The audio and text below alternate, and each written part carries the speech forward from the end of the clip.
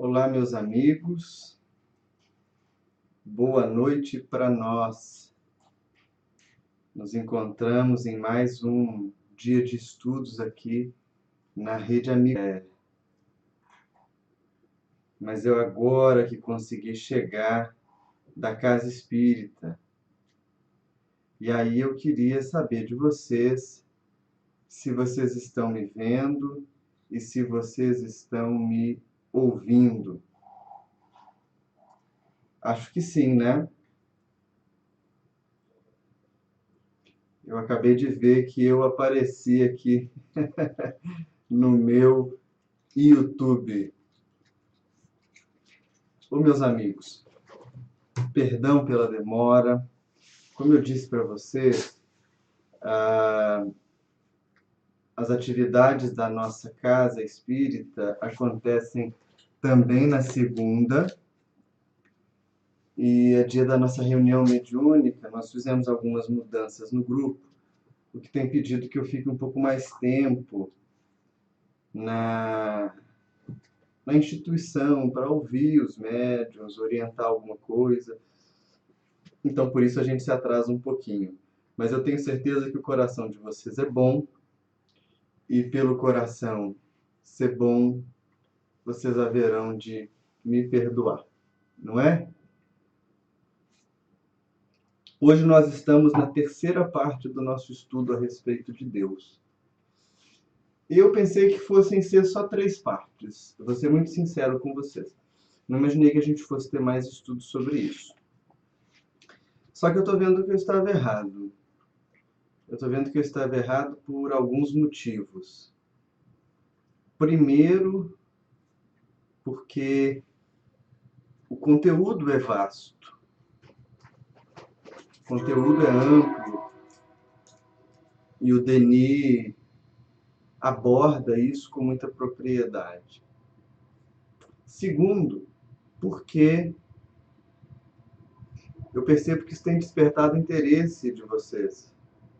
Eu recebo mensagens no WhatsApp, recebo e-mails dos amigos que têm acompanhado a gente de diversos lugares, dizendo que o estudo tem feito muito bem para eles, que a leitura das referências, das poucas referências que eu estou passando, tem feito muito bem para eles e tal. E também, mais um motivo, porque uma concepção espírita de Deus é o fundamento de todo o sistema filosófico que o Espiritismo traz para nós. Então, você pode entender muito de mediunidade, você pode entender muito de evangelho, você pode entender muito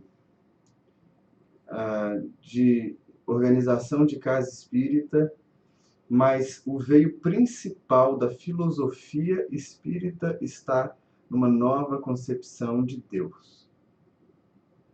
Tudo deriva daí. Curiosamente, eu não sei se vocês têm a mesma percepção do que eu, na verdade, a gente fala muito pouco sobre Deus. Os nossos estudos, eles via de regra, tendem a tratar de temas morais voltados para a conduta, para a ação. Deixa eu levantar um pouquinho a cadeira. Para uma ação cotidiana.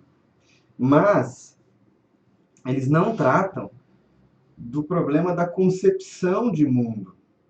E aqui a gente tem um problema, né? Que é a mudança de uma concepção de mundo. Eu tô sem jeito com a minha blusa aqui, com roupa de ginástica. Quando você não muda a concepção de mundo, pessoal, você não resolve o problema. Porque a lente através da qual a gente enxerga a realidade é que é capaz de mudar as consequências dessa realidade experienciada de maneira equivocada. Eu vou dar um exemplo para vocês que é bem fácil da gente assimilar. Imagina que você tenha diabetes. E que, portanto, você tem todos aqueles sintomas da diabetes. Você tem algumas feridas que cicatrizam com dificuldade, você tem uma oscilação muito alta da taxa glicêmica, você tem restrição alimentar, tudo isso faz parte do quadro de sintomas da diabetes. Se você não fizer um tratamento adequado, se você não fizer uso de medicação, caso você precise, se você não reorienta a sua vida, você pode tratar sintomas a vida inteira. Vai ter problema circulatório, vai ter problema de visão, vai ter uma série de problemas. Mas tratar sintoma não adianta. É preciso atender à demanda da causa do problema. E na nossa caminhada espiritual, é muito comum que a gente faça uma prática de tratar sintoma e que a gente se preocupe muito com os sintomas. Muito, muito, muito com os sintomas externos. Então a gente morre de medo de fazer alguma coisa que seja tida como errada. A gente morre de medo de estar perdido. A gente morre de medo de perder uma oportunidade ou deixar de fazer a caridade em algum momento. E tudo isso é muito valioso. Mas tudo isso é tratamento de sintomas ao mesmo tempo. A causa é a partir de qual lente eu vejo a realidade. A partir de qual noção eu lido com a vida. Porque se eu perceber que a vida é sempre uma coisa que está meio quebrada, e que eu vou ali, dou uma lustrada nela, que eu passo uma graxa, uma cola, que eu pinto, ou seja, se eu ficar sempre preocupado com ações externas, sem mudar a forma de concepção da realidade que me alimenta, é aquele exemplo do fast food que eu dei para vocês alguns estudos para trás, né? A gente é como se comesse todos os dias só lanche do McDonald's. É muito bom, mas não resolve o problema da saúde. E é o que permite esse tipo de comportamento que a gente ainda hoje veja problemas no campo da prática espírita que são insustentáveis. Você pensar que num conjunto de prática dedicado à virtude, que tem Jesus como o orientador maior, que a gente tem problemas gravíssimos, por exemplo, com a maledicência, ou que a gente tem problemas gravíssimos com o julgamento do trabalho dos companheiros, que existem competições entre casas espíritas, isso demonstra somente que nós estamos estacionados nos sintomas e não na causa. E todo esse preâmbulo que eu estou fazendo é unicamente para dizer que a causa primária de todas as coisas no Espiritismo é Deus. Portanto, alinhando a nossa visão a uma concepção renovada de Deus, toda a nossa experiência de vivência social vai ser modificada por gravidade, né? Vai ser constrangida a se modificar. Tudo bem? É nesse caminho que a gente está seguindo. E é nesse caminho que a gente vai continuar seguindo na noite de hoje. Deixa eu ver aqui se vocês mandaram alguma mensagem. Vamos lá. Pessoal, o Denis, nesse nosso próximo tópico, se tiverem dúvidas, vocês vão mandando que eu, de quando em vez, olho aqui no celular. Nós vamos ficar detidos hoje num itemzinho, na verdade, num pequeno trecho de um item, de um subcapítulo dessas subdivisões que Denis faz no texto, em que ele trata da definição de Deus. E aí ele diz assim, começando o item: pode-se levar mais longe o que temos feito, pode-se levar mais longe do que temos feito a definição de Deus? Ele se pergunta e ele se responde. E a resposta que Denis dá para uma definição de Deus talvez não seja satisfatória para todas as pessoas. Porque ele vai dizer que definir é limitar. Portanto, ele já apresenta para nós um desafio de uma definição, ou seja, de colocar em palavras a natureza divina.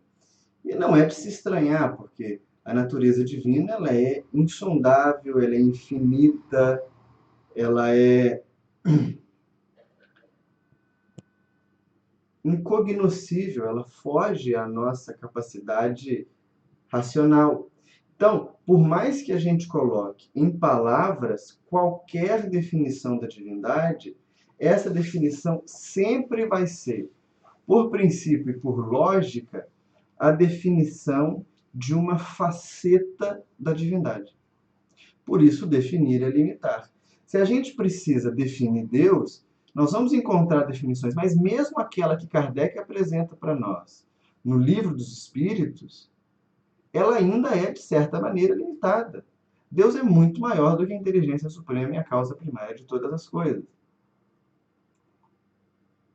O que vai levar alguns místicos, sobretudo místicos judaicos, a afirmarem para nós, de maneira poética e belíssima, que Deus é. Não há outra definição. Mas se a gente quiser avançar, o Denis vai dando algumas pistas.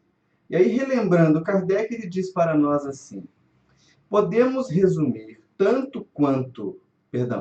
para resumir tanto quanto podemos, tudo o que pensamos referente a Deus, diremos que Ele é, vamos ver as definições que Denis dá para nós de Deus: a vida, a razão, a consciência em sua plenitude.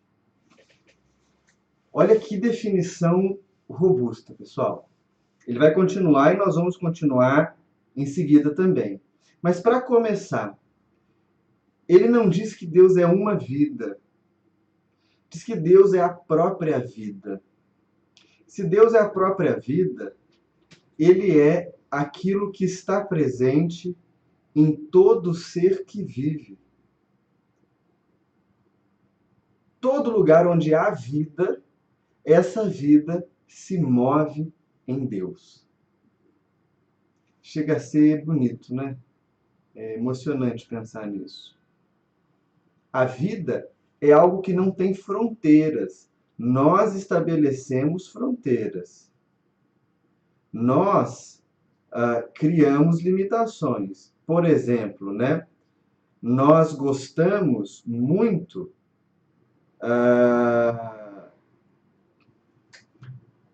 de separar um pouco os seres humanos dos demais animais do ponto de vista da dignidade. Então, a gente acaba achando que o ser humano ele é mais digno, ele é melhor, ele é superior aos demais seres da criação, às demais espécies que vivem. E é claro, pessoal, que em certa medida o ser humano tem prioridade sobre a vida do animal por motivos que são, acredito eu, bem lógicos, né?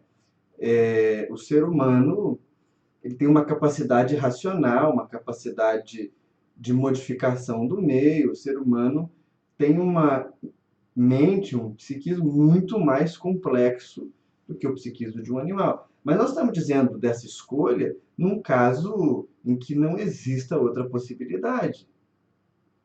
O que é chocante para um praticante espiritual é nós pensarmos que ainda se maltrata determinados animais com vistas exclusivas ao prazer ou à satisfação de algum tipo de senso estético.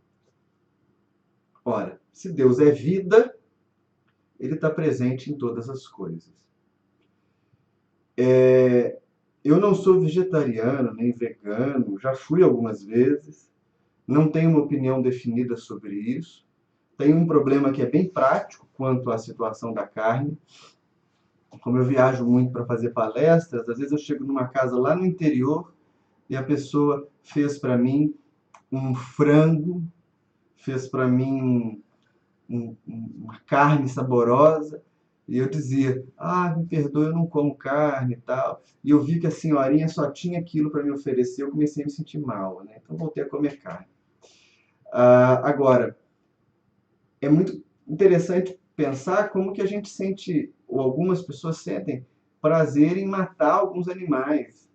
Matar barata, matar bruxa, matar rato, sendo que esses animais podem estar vivendo a vidinha deles de maneira que não prejudicam a nossa, né?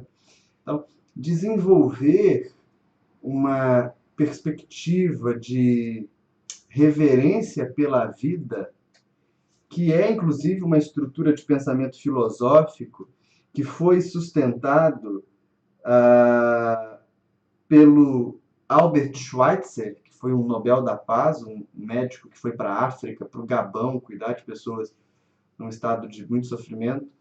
O Schweitzer ele cria uma perspectiva, cria uma filosofia de vida que ele chama reverência pela vida.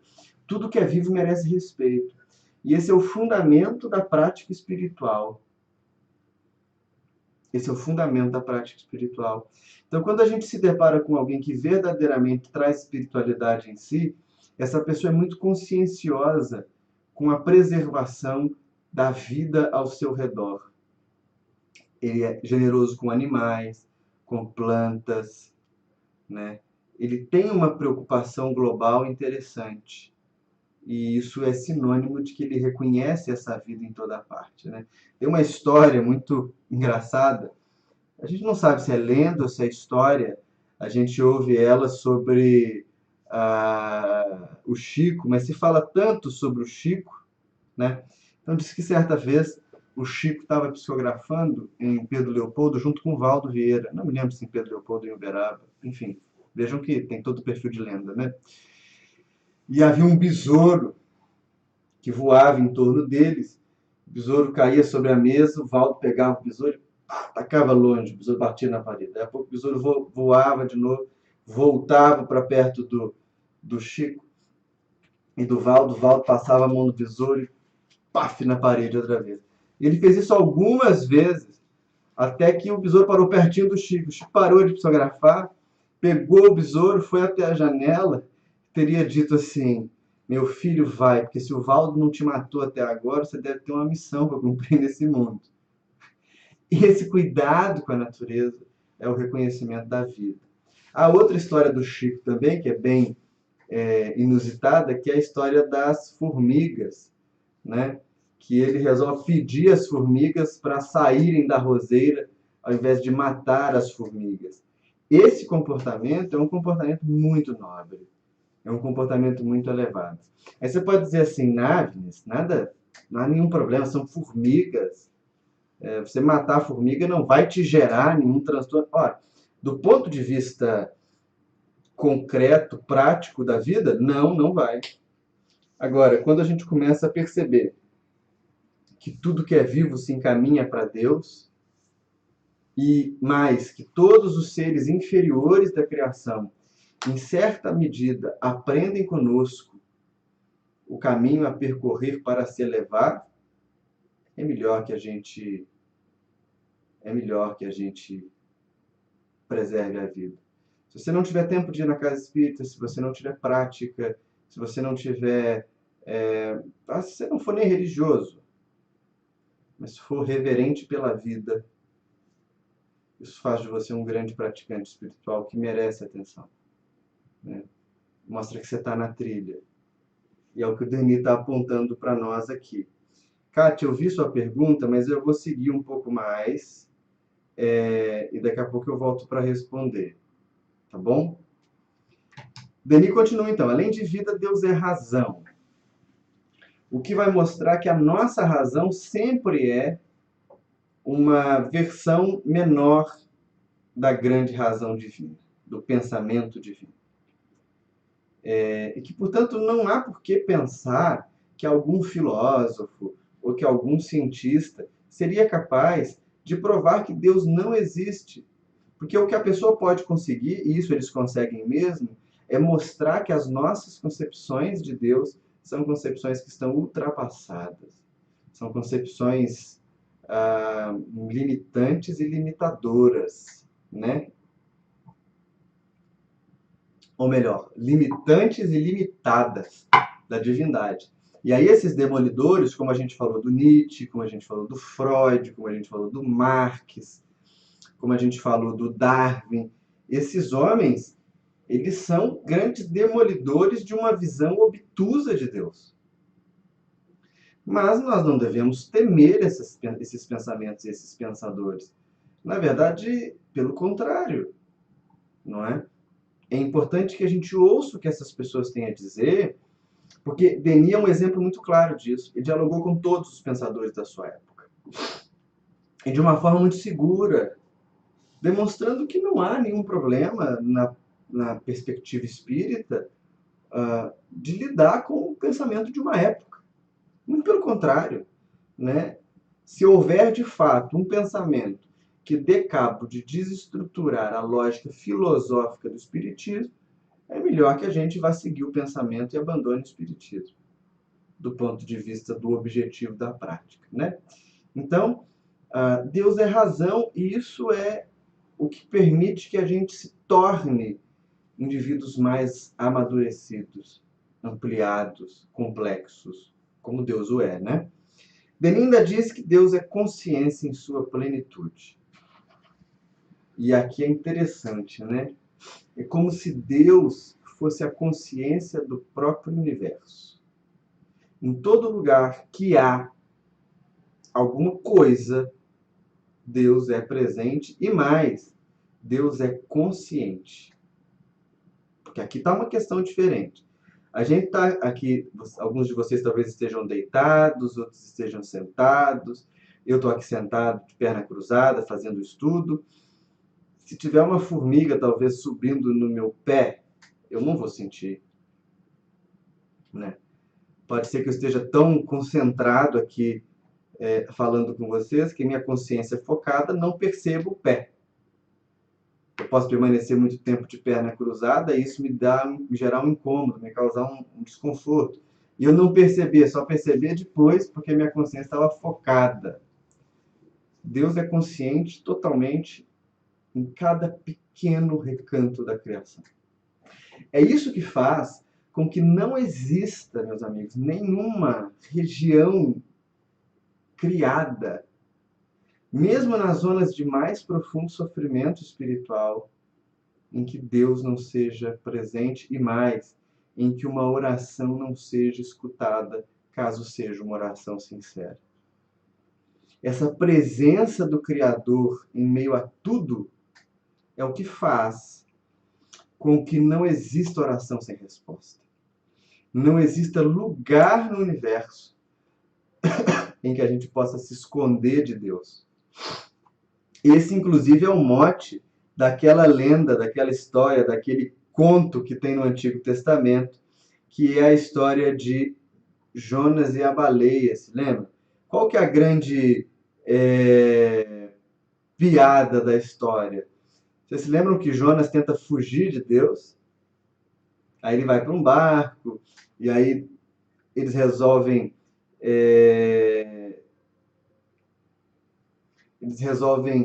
entender, porque começa a acontecer uma tempestade, o mar fica revolto, e os marinheiros pensam, mas quem que fez isso? Deus deve estar contra alguém, vamos tirar na sorte.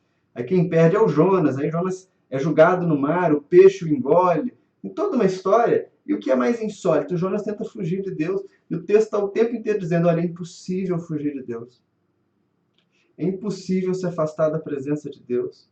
Por pior que você seja, por mais pecador, essa palavra é ruim, hein? Por mais ignorante que você seja, por mais que você ignore a existência da virtude, não é possível fugir de Deus. Entende? É uma guerra que já está ganha. Não tem como sair da presença dele. Por isso ele é plena consciência. Bem, vou responder as perguntas antes de eu continuar aqui. Não, vou terminar o parágrafo. Deixa eu terminar o parágrafo e vou responder as perguntas. Essa última pergunta agora da Luísa é muito boa. Denis continua então. É a causa eternamente operante de tudo que existe. É a comunhão universal onde cada ser vai sorver a existência a fim de, em seguida, concorrer, na medida de suas faculdades crescentes e de sua elevação, para a harmonia do conjunto. Deus é de onde a gente sai, Deus é para onde a gente volta, sendo que tudo acontece em Deus. Deus é o centro e a periferia de tudo que existe no universo. Tá, não é pouca coisa. É muita coisa. É Deus. Daí você pode chamar ele de Buda, você pode chamar de estado básico, você pode chamar de Nirvana, você pode chamar do que quiser. O nome é o menos importante.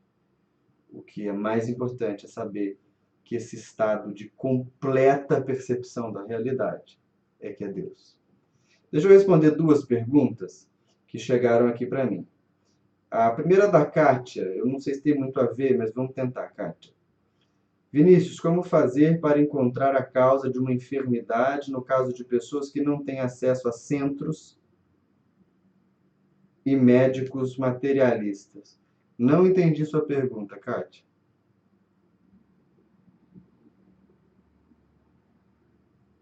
Não entendi a pergunta. Se você puder esclarecer, escrever de novo, eu respondo. Eu tive algumas interpretações, mas esclarece para mim. A pergunta da Luísa é muito interessante.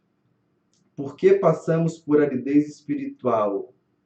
Porque nós estamos progredindo. A aridez espiritual, meus amigos, é o que mostra que há progresso em nós. O praticante espiritual legítimo, ele sente uma espécie de mal-estar fundamental diante da vida como ela é. Ele sente a angústia e a dor das pessoas à sua volta. Ele sente uma espécie de desgoverno nas coisas do mundo que não tem a ver com governos humanos e nem tem a ver com a possibilidade de resolver os problemas das pessoas. Porque o primeiro momento de um praticante sincero é querer resolver o problema de todo mundo. É querer doar alimento, doar agasalho, doar remédio, fazer prece, passe, visitar doente, hospital, tudo isso, muito, muito, muito, muito, muito. E ele faz até o limite das forças, e aí ele percebe que quanto mais ele faz, mais existem pobres, famintos, doentes, obsediados. E ele começa a perceber que o problema não está na carência das pessoas, mas ele reside na dificuldade que nós, como seres humanos, temos, ou como não, né? A dificuldade que nós, seres humanos, temos de enxergar a vida como ela é. A transitoriedade da vida, a mudança como algo constante, a regra que mostra para nós que tudo que nós fazemos de bom se torna virtude, o que nós fazemos de mal se torna compromisso. E aí, quando um praticante espiritual entra nesse estado de compreensão, é como se as coisas mundanas perdessem o sentido. E como as coisas mundanas parecem perder sentido, ele se sente árido. E o que é curioso é que a primeira coisa que o indivíduo faz quando isso acontece é se voltar para uma ideia tradicional de Deus. Então ele começa a pedir ajuda para Deus, que Deus tire isso dele, que Deus ilumine, que Deus ampare, tudo isso que a gente pede. O que acontece? O sujeito sente falta de Deus também.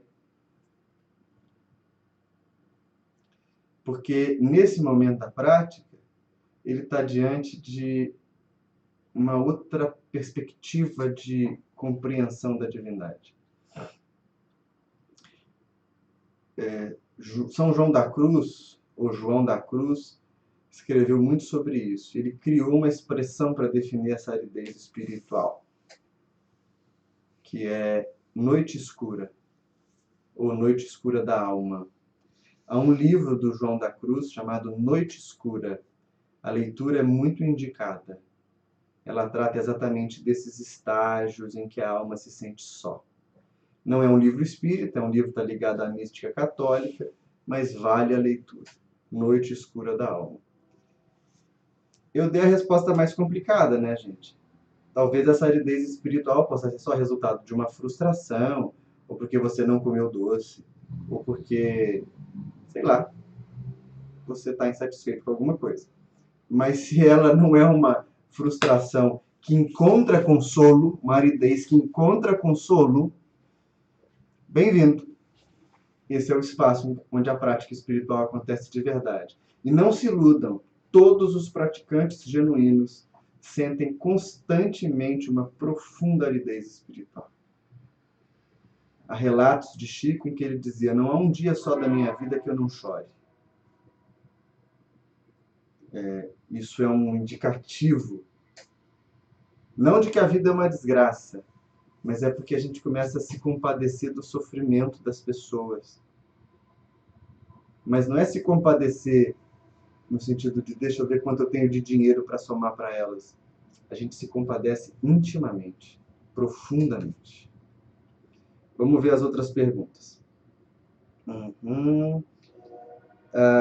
O Luiz Carlos pergunta se é verdade ou mito que tem anjos presos na Terra nos polos terrestres. O Luiz Carlos, eu acho que é mentira. Não é nem mito, não, é mentira mesmo. Não faz sentido disso. Nunca li nada sobre na literatura espírita, não. Mas eu acho que é mais uma teoria estranha. Não vou rir porque toda pergunta é legítima, amigo. Fica tranquilo. Vocês podem perguntar o que vocês quiserem para mim, que eu sou super aberto. Mas nunca vi nada sobre e a lógica faz não ter o menor sentido.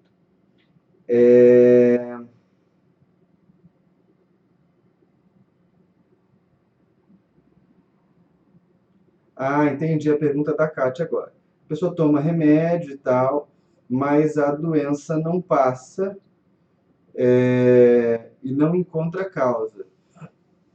Olha, eu sugiro que essa pessoa seja encaminhada para um tratamento espiritual, né, diálogo com pessoas na casa espírita, que ela seja encaminhada o nome dela para reuniões de vibração, o nome dela para reuniões de desobsessão, lembrando que não é franqueada a participação de pessoas aleatórias no grupo mediúnico desobsessivo, né? É importante que a gente tenha isso claro. Agora, se o indivíduo não é espírita, se ele não tem abertura para isso, eu sugiro que você ah, encaminhe ele para um analista. Os nossos amigos espirituais orientam que alguns processos obsessivos ou somáticos só são liberados ou tem muito mais chance de ser liberado por uma terapia segura. Indico fortemente a análise. O Leonardo me pergunta se eu já tive depressão ao longo da minha jornada espiritual. Depressão é uma palavra forte, sabe, Leonardo? Porque depressão é um diagnóstico, né? E aí eu digo para você que enquanto diagnóstico, não. Nunca fui diagnosticado com depressão. Durmo muito pouco, tenho quadros recorrentes de insônia. E essa insônia me angustia muito. Eu passo períodos longos dormindo bem, depois tem períodos longos que eu durmo muito mal, 2 horas por noite e tal. Não há um diagnóstico específico e eu tento tratar isso com meditação, chás, essas coisas. Agora, dentro do campo do que eu acabei de explicar, de aridez, de angústia, eu acho que por 2 ou 3 vezes eu vivi momentos de muita melancolia pensando no sofrimento das pessoas. 2 delas foram muito fortes. A primeira, eu vou citar 2 recentes, e vou citar uma quando eu era bem mais novo. Eu me lembro quando eu era mais novo de que eu pegava ônibus para ir para a escola e tal, e eu estudava em outra cidade. E eu via, vez por outra, crianças deficientes. E eu tinha, desde muito pequeno, uma angústia forte que me fazia pensar assim: por que não sou eu que sou deficiente? E eu sentia tanta dor, mas era uma dor de compaixão por aquela criança, por aquela família, por aquele estado de privação. Eu não sabia nem nomear isso, mas era algo que eu sempre senti muito, muito mesmo. As outras vezes mais recentes, elas, elas provocam em mim esse estado de muita angústia diante de situações onde eu percebo que há um sofrimento impingido em outra pessoa por uma condição social. Isso é muito triste, porque vejam só, é desumano a gente pensar que o critério para que alguém seja tratado bem ou tenha dignidade seja financeiro. Havia aqui perto da nossa casa um senhor, amigo da vizinhança, cuidava dos carros, fazia tudo, e ele tinha um barraquinho que ficava na calçada de um prédio, uma espécie de dente que havia na rua. Dormia ali, era amigo de todos, e um dia o condomínio simplesmente construiu um cômodo para que esse homem saísse dali. Um frio terrível, e ele ficou jogado na calçada. E ele dizia para nós: não, não, eles fizeram isso porque eles me prometeram que iam ajudar. E depois eu vou sair daqui, eu vou para outro lugar. E ele até hoje está dormindo na calçada, ao relento. É muito duro a gente pensar que a gente vive num mundo onde as pessoas são medidas e pesadas pelo, pelo que elas têm de dinheiro. Isso me angustia muito, muito mesmo. No dia que aconteceu isso com esse senhor, eu chorei muito. E foi uma sensação de aridez espiritual tremenda, tremenda aridez. Então, esses momentos eles fazem parte da minha prática, sim, constantemente. A vida humana, como a gente conhece, ela é muito dura. Basta a gente andar pela rua, vocês fazerem isso, observando o semblante das pessoas, e todo mundo tem um sofrimento escondido. Dá vontade, às vezes, de tirar com a mão aquele sofrimento, mas a gente não pode. Isso leva a gente às lágrimas. Isso deve tocar o nosso coração de uma maneira diferente. Mas depressão não. Acho que eu me estendi demais respondendo a pergunta. É... Acho que me estendi muito. Enfim, tudo bem até aqui nessa definição, não é, meus amigos?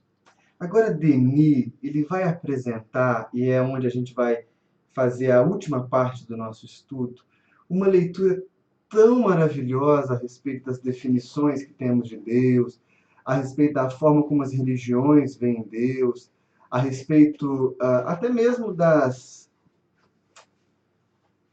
múltiplas expressões dessa divindade, que o que ele faz para nós é uma poesia sagrada.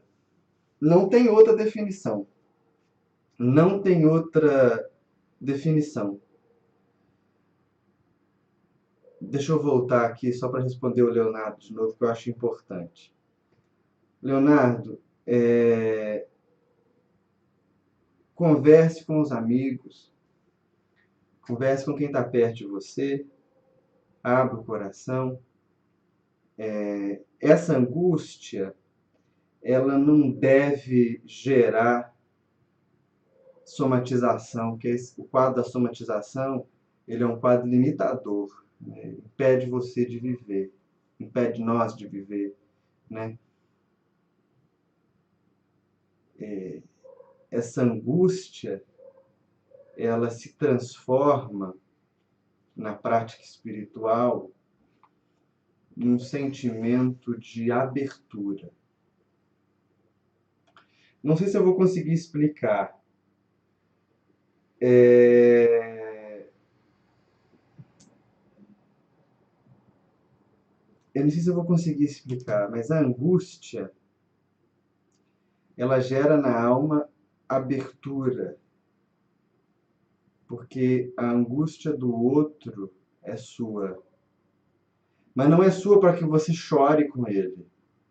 Isso é uma forma de você lidar com ela. Ela é sua porque ninguém que seja digno é feliz se há um infeliz ao lado dele. Então, essa percepção do sofrimento que é imanente à condição humana, e não adianta esse papo que a gente tem de autoajuda terrível, que ser feliz é uma questão de escolha, e que você pode decidir se você... Para com isso não existe. A condição humana é marcada pelo sofrimento, né? É claro que há inúmeros tipos de sofrimento, e há também centenas de formas de lidar com o sofrimento. Mas nós somos tão frágeis que comer uma comida um pouquinho estragada nos causa uma intoxicação. Se você pega friagem, você gripa, não é? Se você precisa caminhar um pouco mais num dia de sol, isso te causa sofrimento, não é? O fenômeno mais marcante da vida de muitas mulheres, que é ter um bebê, é marcado de dores. Então, sem esse discurso superficial de que a vida não é sofrimento, a vida é marcada pelo sofrimento. Mas quando a gente percebe que a vida é marcada pelo sofrimento e que a gente sofre muito mais porque a gente não entende isso, a angústia se transforma numa ação esclarecedora. E aí você acaba fazendo um voto, que eu acho que é um voto que todos nós temos que fazer. Eu acho que é um voto que todos nós temos que assumir. De não causar mal conscientemente para nenhum ser que exista.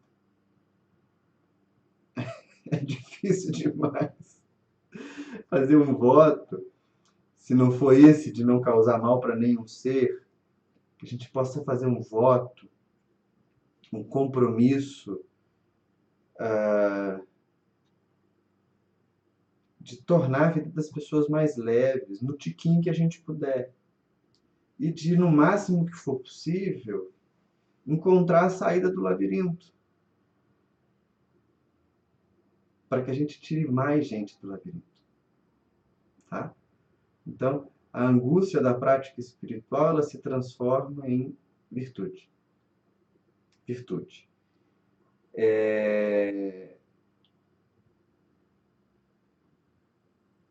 Virtude. Às vezes não passa. Pode permanecer a vida inteira no nosso coração, a angústia. Mas se ela se converte em ação, é uma boa ação. Né? É uma boa ação. Vamos lá, o que eu quero agora falar com vocês é um último parágrafo aqui que o Denis apresenta para nós. Vocês me fazem perguntas muito boas, eu me permito devagar, né? Eu permito sair do escopo do estudo e depois a gente vai ficar 10 anos para estudar o livro e é muito tempo, né? A gente precisa fazer outras coisas. Mas esses momentos da divagação, esses momentos em que a gente abre o coração, são os momentos mais ricos que eu acho que a gente tem. Denis diz assim num parágrafo: até aqui o homem só viu Deus através de seu próprio ser, e a ideia que dele faz variava segundo o contemplava por uma ou outra de suas faculdades. Essa noção do Denis que eu estou apresentando agora, gente, ele é incrível, incrível. Há um filósofo chamado Kierkegaard, e o Kierkegaard diz assim: se os cavalos tivessem deuses, os deuses teriam cara de cavalo. Sabe a ideia que a gente difunde várias vezes, em diversos lugares, que fomos criados à imagem e semelhança de Deus? Pois é. O que acontece, na verdade, com muito mais frequência, é que nós criamos Deus à nossa imagem e semelhança. Nós emprestamos para Deus os atributos humanos. É o que o Denis está falando. E aí, conforme a gente lide com essa régua, que é a condição humana, para interpretar Deus, a gente vai ter noções diferentes da divindade. Olha o que ele diz aqui. Considerado pelo prisma dos sentidos, Deus é múltiplo. Todas as forças da natureza são deuses. Assim nasceu o politeísmo. Gente, olha que incrível. Denis está dizendo para nós assim, ó, aquela comunidade que acredita em muitos deuses não está errada. Só que ela está tomando manifestações de Deus como deuses em separado. Por isso que a gente vai ver na cultura greco-romana, que é a comunidade politeísta mais famosa que a gente estuda, ou mesmo nos orixás do candomblé, que cada entidade tem uma atuação específica. Há deuses para o amor, deuses para a guerra, deuses para a fertilidade, deuses dos fenômenos naturais. Por quê? Porque são expressões do mesmo Deus. Mas como a consciência do homem que olha para a natureza ainda se coloca ligada excessivamente ao campo sensorial, ele vai definir que Deus é aquilo que o impressiona pelos sentidos. E qualquer fenômeno da natureza se torna uma nova divindade. Percebem? Continua dizendo para nós. Visto pela inteligência, Deus é duplo. Lembra do nosso último estudo, quando eu apresentei para vocês aqueles textos do Emmanuel? Visto pela inteligência, Deus é duplo. Espírito e matéria. Concordam? Se eu penso, o que existe no universo? Olha, numa primeira olhada, numa primeira análise, Deus é duplo, espírito e matéria, imanência e transcendência. Deus é aquilo que ele cria fora dele, e Deus é ele mesmo, né? Por si só, espírito por si só, além da matéria. Continua Denis. Visto pela a razão esclarecida, ele aparece triplo. Alma, espírito e corpo. Percebem como que essas definições aqui, elas começam a se aproximar das definições que a gente tem da nossa própria condição? Alma, espírito e corpo? Deus, espírito, matéria? Não parece a mesma coisa? Só que em proporções diferentes? Pois é, porque é exatamente a mesma coisa. Deus, espírito e matéria é a fórmula universal da criação, que vai se manifestar no nosso plano de entendimento pelo ápice, corpo, alma, espírito. O corpo, perispírito, espírito. Essa concepção, diz Denis, deu nascimento às religiões trinitárias da Índia e ao cristianismo. Percebido pela vontade, faculdade soberana que resume todas as outras, compreendido pela intuição íntima, que é uma propriedade adquirida lentamente, assim como todas as faculdades do gênio, Deus é uno e absoluto. Nele se ligam os três princípios constitutivos do universo para formarem uma unidade viva. Gente, é assim que a gente encontra explicação para as diversas religiões. São modos diferentes de olhar para a mesma coisa.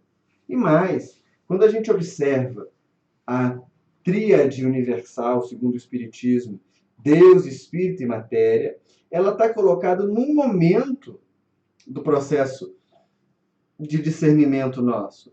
Ela está ali bem colocada no campo da razão esclarecida.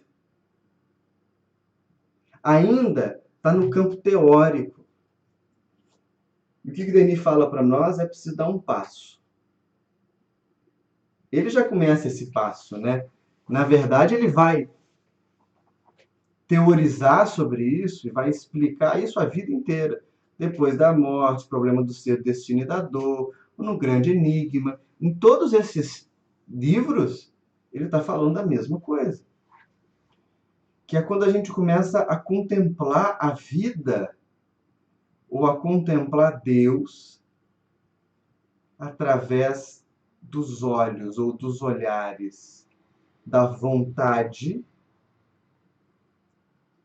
que é uma razão dirigida, que é um sentimento dirigido, que é um ato de criação, portanto, é o que reúne todas as outras virtudes na concepção do Denis, e de uma intuição íntima. Olha o paradoxo chegando, e esse paradoxo chega de cavalo. Gisele, explica o que você não entendeu para mim, por favor, porque aqui tem um delay de eu falando e de eu vendo. Põe aqui um pontinho do que é, que aí eu já explico de novo.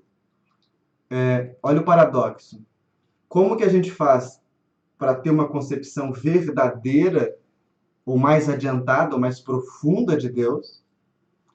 Duas coisas, diz Denis. Vontade, que é uma força centrífuga, joga para fora. A vontade é o que nos impulsiona adiante. E intuição, que é uma força centrípeta, uma força que nos joga para dentro. Então nós temos a centrífuga que nos projeta adiante, no contato com o irmão, com o semelhante, com o mundo, e nós temos uma força centrípeta que nos joga para dentro, que é a intuição. Então não tem como você adquirir amadurecimento espiritual se você só fizer 1000 coisas. Você vai se tornar alguém muito bacana, vai ter até mérito espiritual e tudo isso. Mas se você não mergulhar em si mesmo, não tem progresso.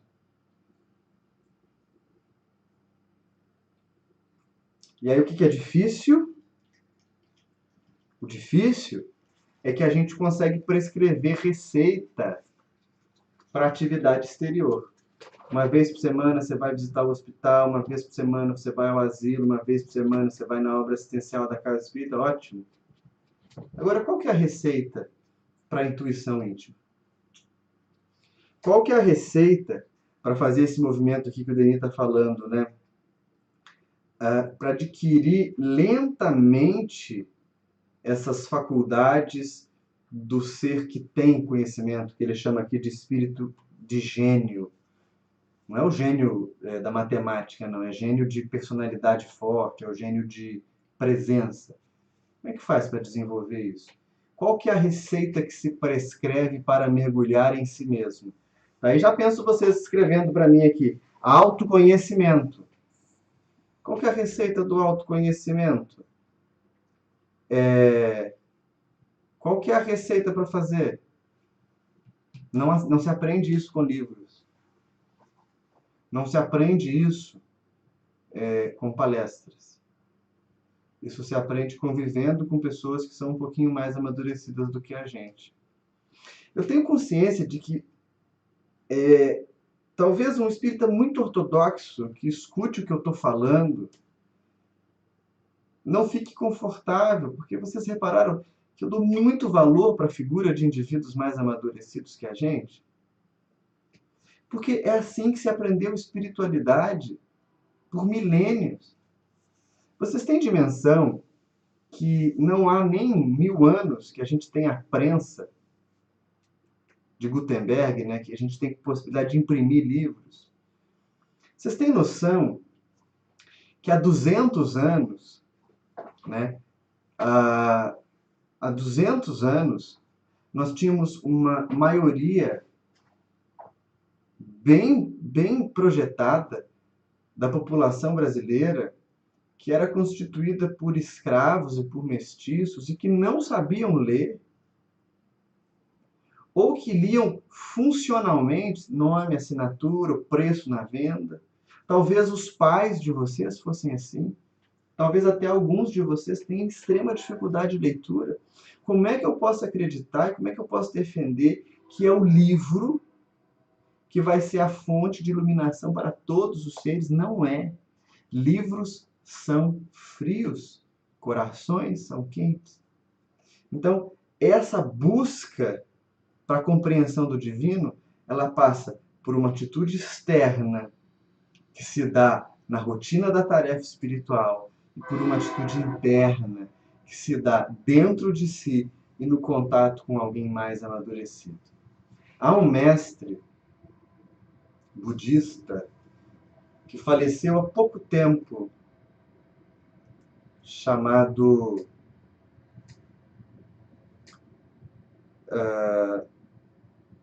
Nankai Norbu Rinpoche. Um mestre muito sábio. Ele veio para o Ocidente, morou na Itália há muito tempo, escreveu dezenas de obras, e era um mestre de uma prática budista muito elevada, que é a prática do Dzogchen.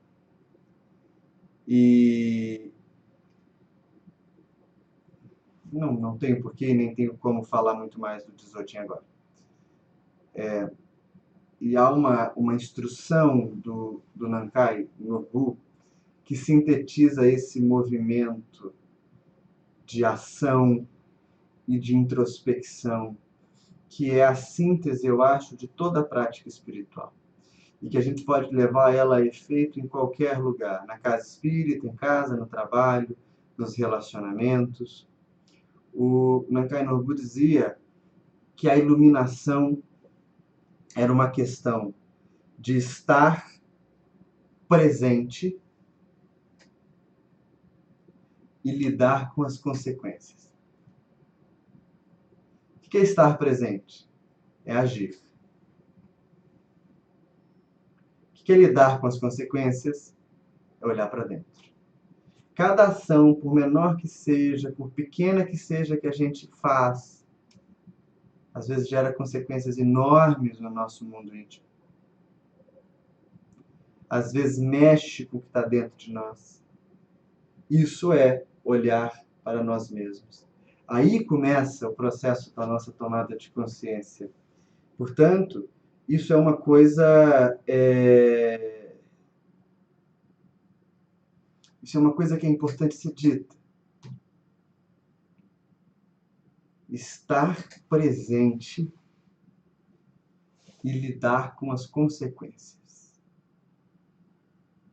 É um gesto de coragem, exige honestidade,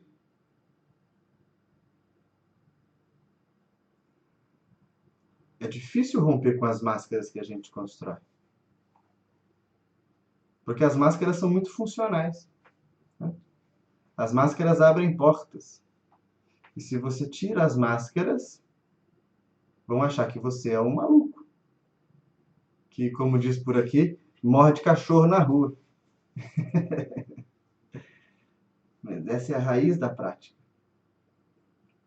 E qual que é a consequência dessa prática? A percepção de que Deus é uno. Não é? Nele se ligam todos os princípios constitutivos do universo para formarem uma unidade viva. Se Deus é uno, eu começo então, a partir dessa prática, a enxergar a presença de Deus em todas as coisas. E aí, quando eu estiver limpando o cocô do meu cachorro, eu estou louvando a Deus. Quando eu estiver lavando louça também, quando eu estiver comendo um sanduíche com bacon também, quando eu estiver comemorando numa festa de aniversário e dançando um forró ou qualquer outra coisa também.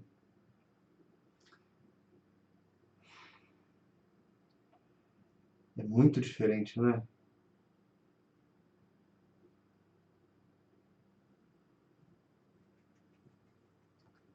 É muito diferente. Estar presente e lidar com as consequências. Tudo bem? Tudo bem? Me deixem saber se nós temos mais alguma pergunta, mais alguma questão. Estou olhando aqui o celular. Uhum. Uhum.